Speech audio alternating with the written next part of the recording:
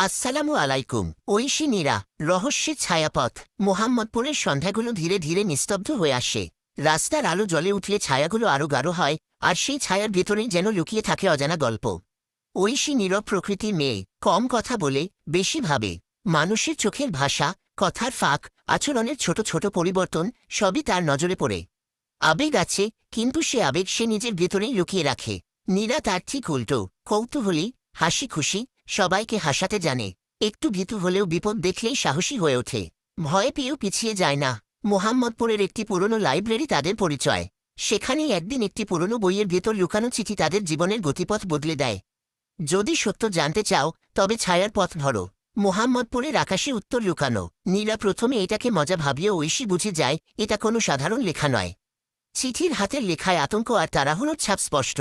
তারা খোঁজ শুরু করে, সূত্র ধরে পৌঁছে যায় ছায়াবাড়ি নামে পরিচিত একটি পরিত্যক্ত বাড়িতে।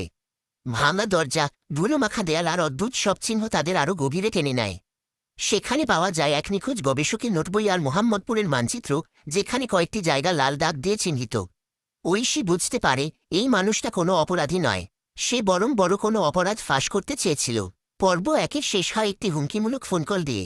আর এক কদমও এগোবে না, নইলে বন্ধুত্বের মূল্য দিতে হবে। নীরার মুখে হাসি থাকলেও চোখে প্রথমবার প্রকৃত ভয় দেখা যায়। আর ঐশী সিদ্ধান্ত নেয় এই রহস্য থেকে আর পিছু হটার উপায় নেই।